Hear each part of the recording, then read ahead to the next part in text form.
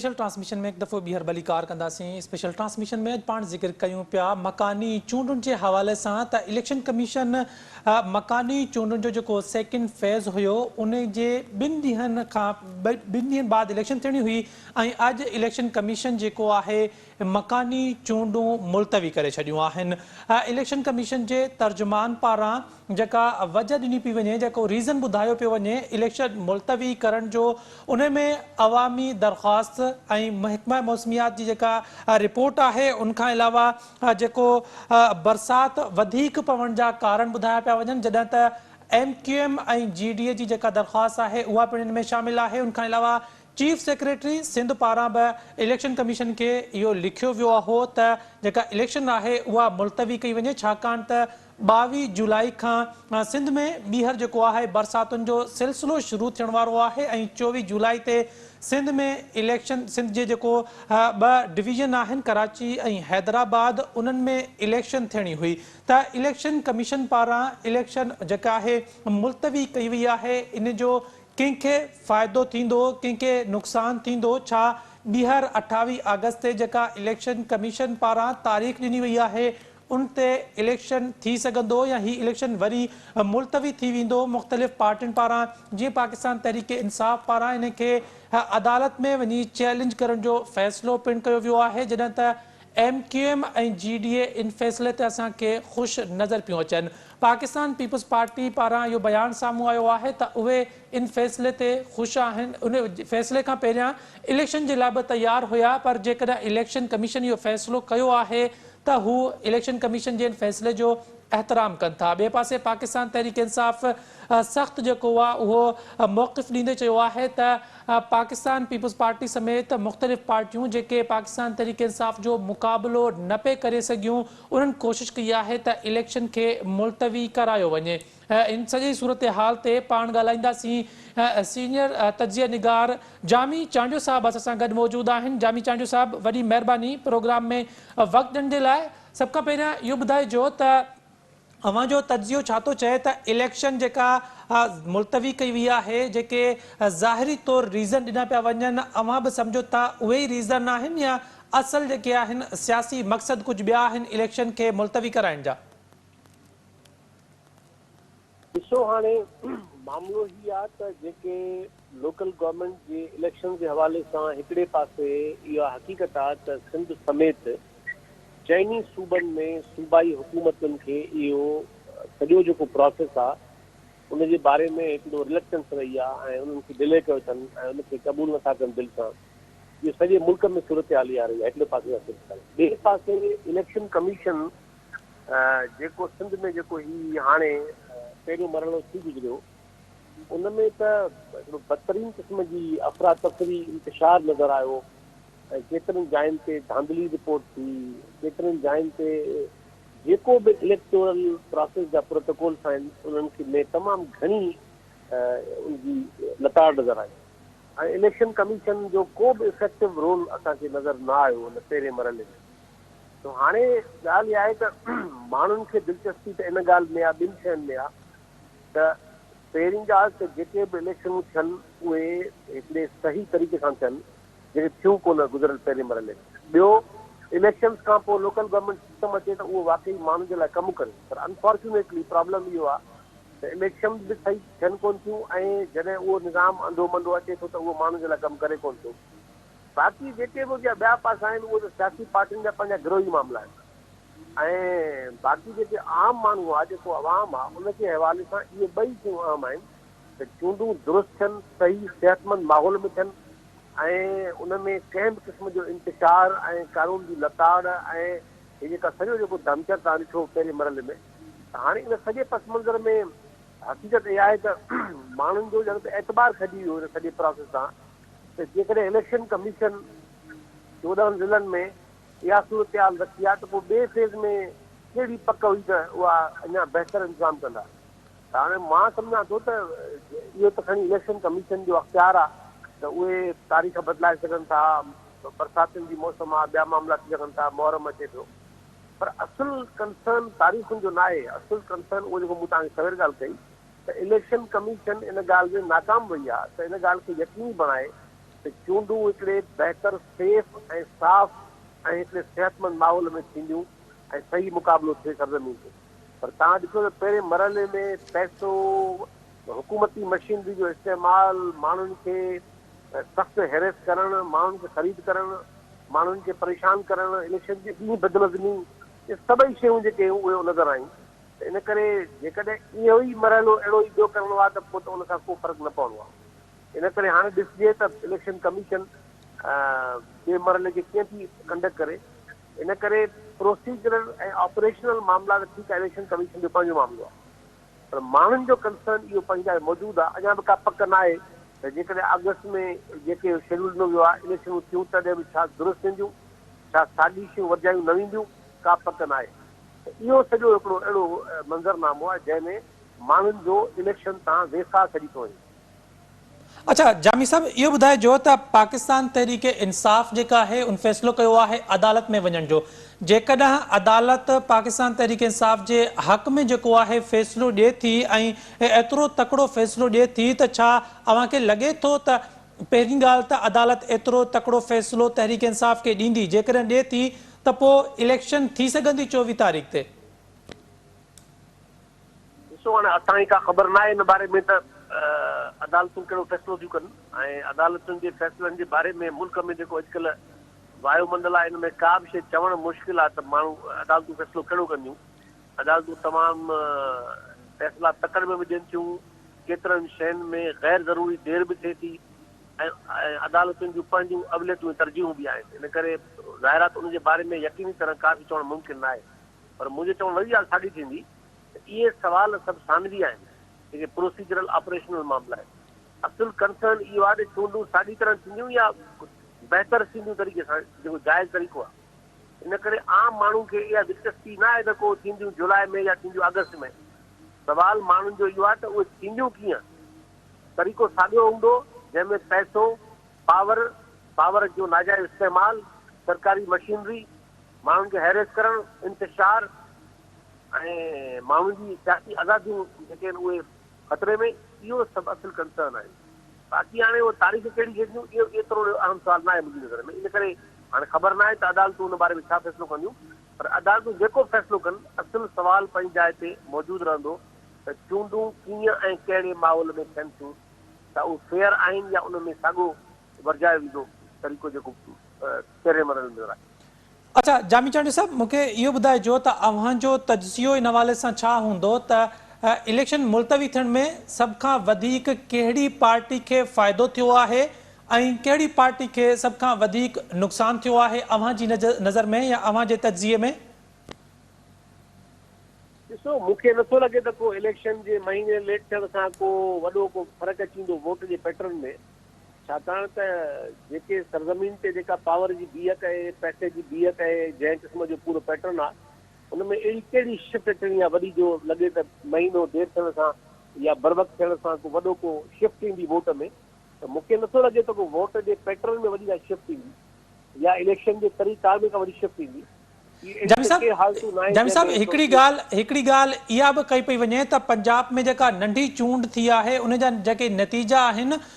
उन जो इम्पैक्ट जेको आहे उहो सम्झो पियो वञे त सिंध में बि जेको आहे थी सघे थो, छाकाणि त हिकु ट्रेंड जेको हले पियो इमरान ख़ान जे बयानीअ जो, थी सघे थो त उन जो पाकिस्तान तहरीक इंसाफ़ खे वधीक फ़ाइदो थिए हा जेकॾहिं 24 जुलाई ते इलेक्शन थी वञे हा। त इन जे करे बि अगरि चूंड जेका आहे मुलतवी थी आहे त इहो जेको बयानीअ जो जेको असरु आहे 28 अगस्त ताईं थी सघे थो कुझु घटिजी वञे, कुझु ॿिया मामला थी वञनि त पाकिस्तान तहरीक इंसाफ़ एतिरियूं सीटूं न कढे सघे जेके 24 जुलाई ते कढे सघे हा।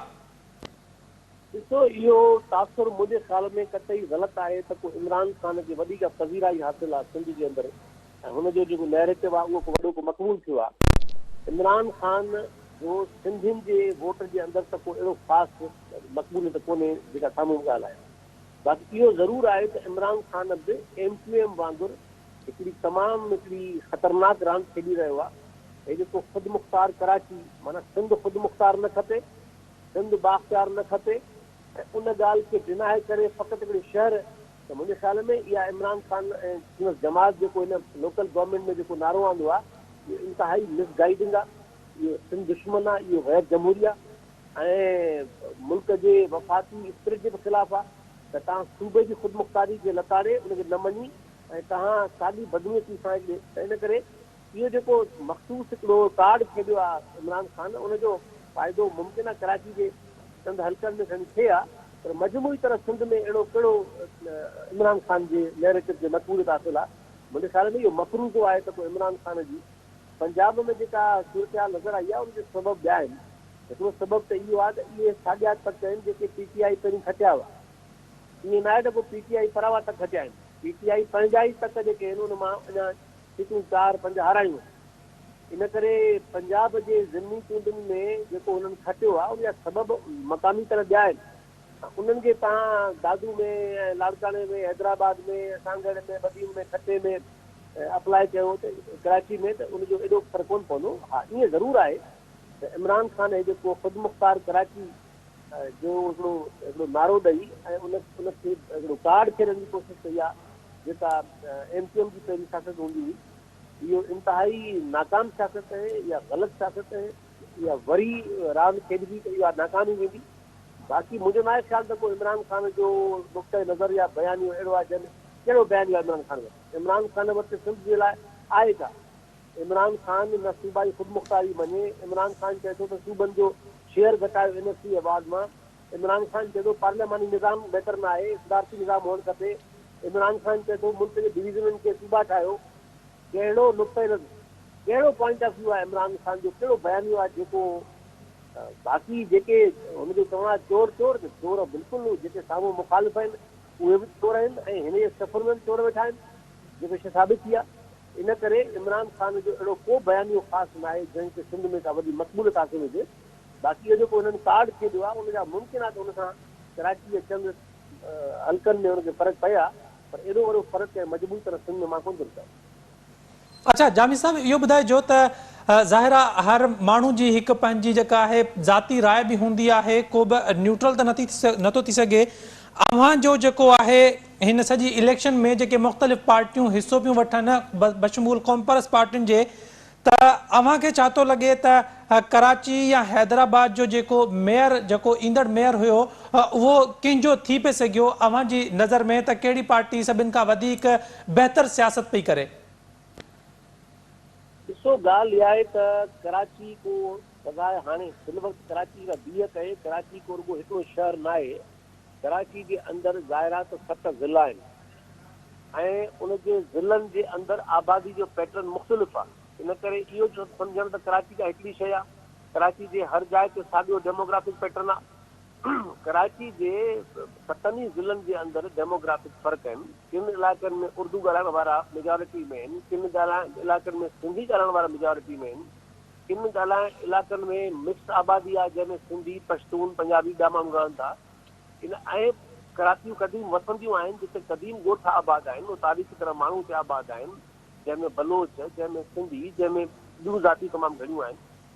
त सवाल इहो आहे त कराची जे अंदरि इहो सम्झणु त को हिकु शहर आहे हिकिड़ो पैटर्न आहे इहो बि न आहे हाणे सवाल इहो आहे त कराची जे मेयर जी चूंड जो तरीक़ो कार छा आहे इहो आहे असुलु सवाल बाक़ी कराची जे अंदरि पोइ ईअं त हिकिड़ी जमात खटी अचे पूरी तरह ईअं कोन थो लॻे ज़ाहिर आहे त हर ज़िले में सूरत हाल मुख़्तलिफ़ हूंदी साॻी त हैदराबाद में तव्हां ॾिसो त MQM जो हाणे ज़ाहिर आहे त 2018 में ई तव्हांखे नज़र आयो नतीजा MQM जो असरु हैदराबाद में उहो रहियो ई न आहे पीपल्स पार्टीअ जो हैदराबाद जे चङनि इलाइक़नि ते ज़रूरु अञा ताईं पंहिंजे हुकूमत में पार्टी आहे वॾी पार्टी आहे त जो असरु अञा मौजूदु आहे PTI जो हिकिड़े मख़सूस इलाइक़नि जे नौजवाननि ते असरु माज़ी में हुयो जेको हाणे अॼु उहो अॻूणो न रहियो आहे पर वरी बि अञा आहे इन करे मां सम्झां थो त हैदराबाद जे अंदरि जेको या कराची में जेको मेयर जो मामलो आहे उहो थींदो सियासी मैनूवरिंग सां मूंखे ईअं थो लॻे इन्हनि पार्टियुनि जे विच में का थींदी मैनूवरिंग जंहिंसां इलेक्शन खां पोइ वञी त चूंडी थींदी बाक़ी ईअं का सिंगल पार्टी स्वीप करे वञी पंहिंजो मेयर आणे इहो मूंखे कराची हैदराबाद में नज़र नथो अचे त का अकेली पार्टी एतिरो सीटूं खणंदी जो उहा वञी पंहिंजो मर्ज़ी जो मेयर पंहिंजी टर्म्स ते आणींदी इहा मूंखे नज़र ॻाल्हि कोन थी अचे थींदी ईअं ई त का ज़रूरु सियासी जोड़ तोड़ थींदी जंहिंमें का न का सूरत हाल ठहंदी बाक़ी कराची ऐं हैदराबाद जो जेको पॉलिटिकल मैंडेट आहे उहो हमेशह विरायल हूंदो आहे हाणे विरायल हूंदो, उहा कंहिं बि सिंगल पार्टी खे लीड मूंखे नज़र नथी अचे हिन सॼी सूरत में। जामी साहब इहो ॿुधाइजो त हीअं बिलाल काका जो क़त्ल थियो आहे उन खां पोइ हिकु जेका लिसानियत वारो जेको एलिमेंट हुयो असांखे सिंध में जेको आहे उहो वरी नज़र आयो, त अव्हां छा था सम्झो त बिलाल काका जो जेको इहो क़त्ल थियो आहे उन्हनि जी असां सभिनी मज़म्मत बि कई आहे, छा इहो हिकु इत्तेफ़ाक़ी हुयो या असां वटि जॾहिं बि का इलेक्शन जो जेको अहिड़ो मरहलो ईंदो आहे त असां वटि लिसानियत जेका आहे उहा वधीक नज़र ईंदी आहे? ॾिसो, हाणे मुंहिंजो अंदाज़ो इहो आहे त जेको वाक़ियो थियो बिलाल जो, उहो त हिकिड़ो अणवणंदड़ वाक़ियो, अफ़सोसनाक वाक़ियो थियो, पर उहो ज़ाहिर आहे इतफ़ाक़ी हो। मूंखे नज़र नथो अचे त कोई हिन में का वॾी का प्लैनिंग शामिल हुई। ज़ाती तरह मुंहिंजो न ख़्यालु हुयो त को वॾी हिन में प्लैनिंग हुई। ग़लति वाक़ियो थियो, अफ़सोसनाक थियो, दर्दनाक थियो,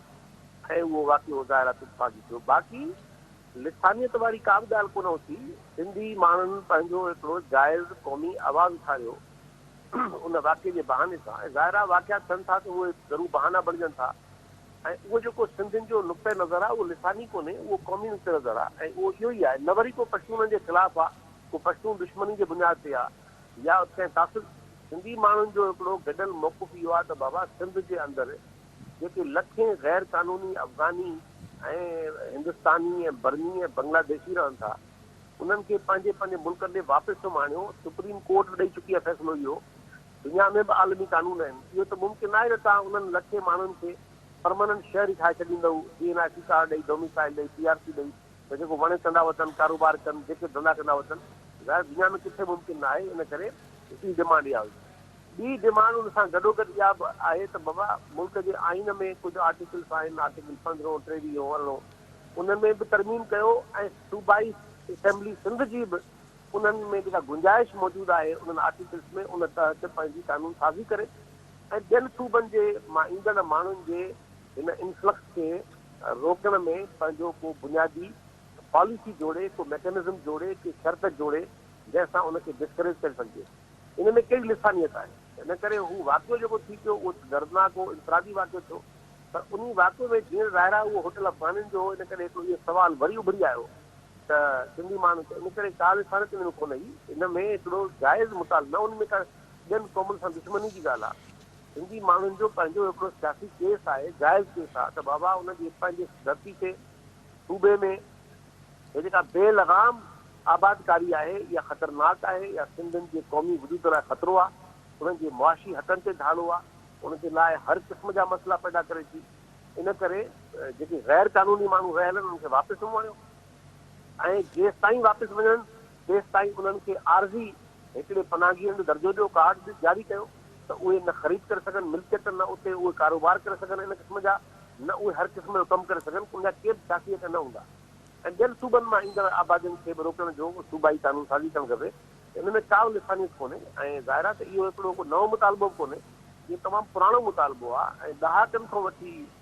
थींदो रहे थो। ऐं इहो को अॼु जो मुतालबो न आहे, गुज़िरियल अधु सदी खां वठी इहो मुतालबो थींदो रहे थो। सिंध क़ौमी इतिहाद में बि सभिनी जमातुनि गॾिजी इहो फ़ैसिलो कयो त 1954 खां पोइ जेके बि आया आहिनि उहे ज़ाहिर आहे त इलीगल इमिग्रेंट्स आहिनि, उहे परमानेंट शहरी न आहिनि। त मतिलबु इहो हिकिड़ो सिंधियुनि जो हिकिड़ो पंहिंजो जाइज़ ऐं हिकिड़ो सियासी केस आहे, हिकिड़ो क़ौमी केस आहे। उनखे लिसानियत छॾण या उनखे को अहिड़ो ॿियनि क़ौमुनि सां दुश्मनी अहिड़ी का बि ॻाल्हि न आहे। सिंधियुनि खे पंहिंजो, ऐं हर क़ौम खे पंहिंजो हक़ पुॼे थो त उहा पंहिंजे धरती जे, पंहिंजी अक्सरती हैसियत जे बचाव जे लाइ पंहिंजी पॉलिसी जोड़े, कानून जोड़े ऐं उन ते अमल करे। जामी साहब जेको सिंधियुनि पंहिंजो मौक़िफ़ इख़्तियार कयो, मां उनखे बिल्कुलु बि लिसानियत नथो चवां। मां बिल्कुलु सिंधियुनि जे हक़ बि मां हक़ में आहियां त जेके अफ़गानिस्तान जी सूरत हाल ख़राब थियण खां पोइ सिंध में आया उन्हनि खे वापसि वञणु घुरिजे, पर उन वाक़े पुठियां कुझु सियासी पार्टियूं ऐं कुझु सियासी कुवतुनि जो अची वञण ऐं जेके माण्हू जेके काफ़ी अरसे खां कराची जी सियासत में मौजूदु रहिया पर गुमनाम रहिया, उन्हनि जो ज़ाहिर थियणु, उन्हनि जो वरी बयानबाज़ी करणु त असां जेके आहियूं सिंधी असांजा भाउर आहिनि, त अहिड़े क़िस्म जी जेके मुर्दा सियासत हुई उन खे ज़िंदा करणु ऐं पोइ वरी पठाणनि जो सहारो वठणु ऐं पोइ इहो सॼो जेको कुझु हुयो, मुंहिंजो इशारो उन तरफ़ हुयो। मां इहो नथो चवां त जेके सिंधियुनि मौक़िफ़ इख़्तियार कयो उहो जेको आहे ग़लति आहे, मां उनखे ग़लति नथो चवां। त इनमें जेके सियासी पार्टियूं या सियासी अॻवान अची पंहिंजी सियासत चमकाइणु शुरू कई, मां उन ॾे इशारो पियो कयां त इलेक्शन जे टाइम में पाण खे हमेशह MKM पाकिस्तान पीपल्स पार्टी या ॿियूं क़ुवतूं जेके आहिनि क़ौमियत सां खेॾी जेको आहे पंहिंजो वोट जेको आहे उहो वठण जी कोशिशि कंदा आहिनि? ॾिसो, ॻाल्हि इहा आहे त इन क़िस्म जी जेका तासुब ते ॿधल सियासत जेका आहे उहा MQM कई आहे, उहा केतिरनि पश्तून गिरोहनि कई आहे, केतिरनि ही जेके हाणे जेके गैर कानूनी परदेही आहिनि उहे कनि था। इन करे इहा सिंध जे अंदरि गुज़िरियल 3-4 ॾहाकनि खां सिलसिलो हले पियो ऐं इहा सियासत नाकाम थी आहे ऐं नाकाम थी छाकाणि त सिंध जे अंदरि सिंधी जे किरोड़े माण्हुनि जी जेका पुरअमन जमहूरी ऐं क़ौमी आवाज़ आहे हुनमें ज़ाहिर आहे हिकिड़ी सघ आहे, हुननि वटि पंहिंजो कोई जाइज़ केस आहे। इन करे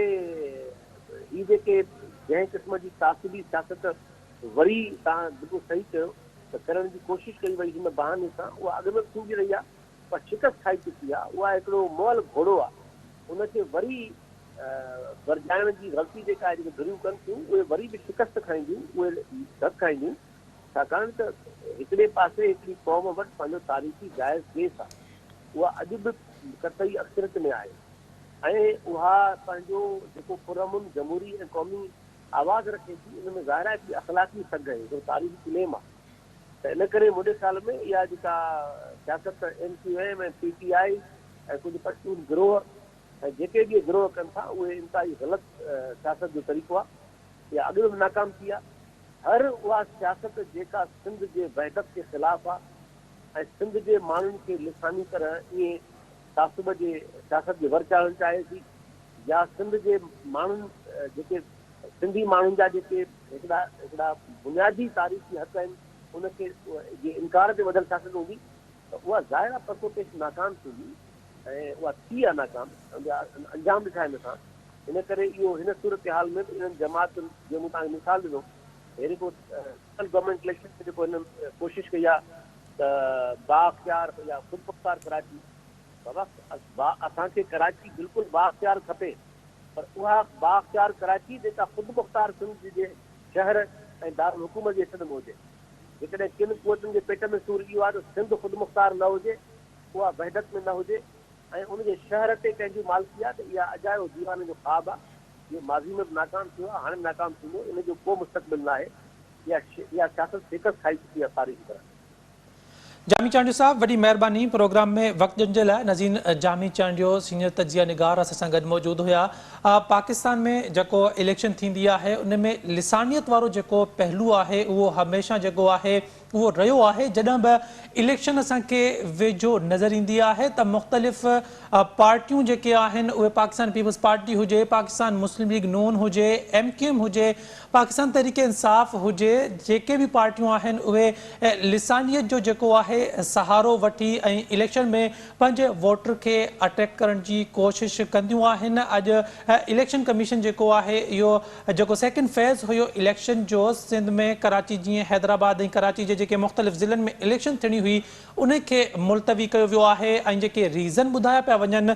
उन्हनि में बरसातुनि जो वधीक पवणु, अवामी दरख़्वास्तूं ऐं मौसमियात खाते जी जेका अकती आहे बरसातुनि जे हवाले सां उनखे जेको आहे कारण ॼाणाए इलेक्शन कमीशन पारां इलेक्शन मुलतवी कई वई आहे। ॿिए पासे चीफ सेक्रेटरी सिंध पारां बि इलेक्शन कमीशन खे इलेक्शन मुलतवी करण जे लाइ लिखियो, जॾहिं त MKM पाकिस्तान ऐं GDA जूं दरख़्वास्तूं पिणु इलेक्शन कमीशन में मौजूदु हुयूं त इलेक्शन खे मुलतवी करायो वञे, जंहिंखां पोइ इलेक्शन 28 अगस्त ताईं मुलतवी कई वई आहे। स्पेशल ट्रांसमिशन में अॼु ताईं एतिरो ई। पंहिंजे मेज़बान इशफाक अहमद खे ॾींदा इजाज़त। अल्लाह हाफ़िज़।